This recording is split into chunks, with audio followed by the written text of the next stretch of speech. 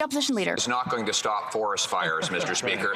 The Prime Minister has doubled housing costs by $500 billion of inflationary deficits and by giving billions of dollars to local gatekeepers who block housing construction with the second slowest housing permits of any country in the entire OECD. Now, the deficits the Prime Minister is running risk increasing interest rates further and causing people to lose their homes to higher mortgage prices. Will the government introduce a balanced budget to bring down inflation and interest rates so that Canadians don't lose their homes? The Honourable Deputy Prime Minister.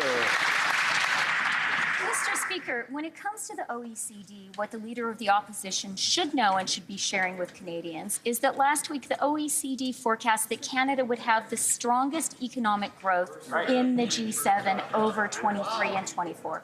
But what is truly appalling, Mr. Speaker, and frankly really disappointing, is that these Conservatives, at a time when forest fires have been raging across our country, would prefer to play partisan games rather than support our sensible measures to build the clean economy we desperately need.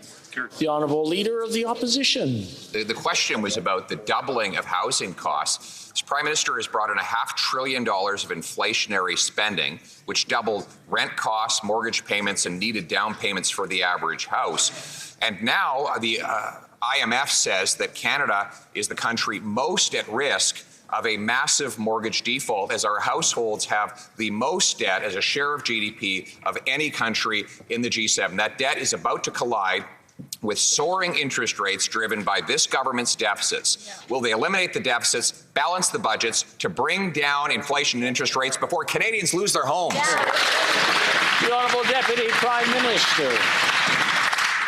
Mr. Speaker, I'm glad to hear the Leader of the Opposition cite the IMF.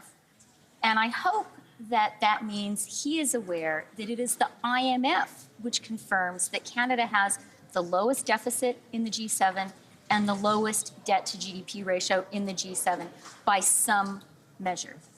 But, Mr. Speaker, I really have to point out to the Canadians listening to us the appalling behavior of this reckless and irresponsible opposition, which has been blocking sensible, important measures to support Canadians at a critical time. The Honourable Leader of the Opposition. It's not just homeowners, Mr. Speaker. Because this government has been giving billions to local gatekeepers who block affordable housing construction, and because their inflationary policies have doubled the rent, the students are now living in squalor.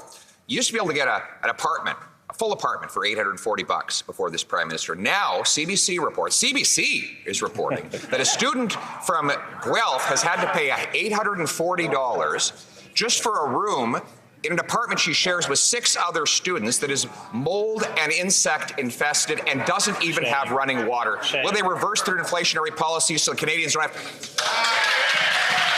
The Honourable Deputy Prime Minister.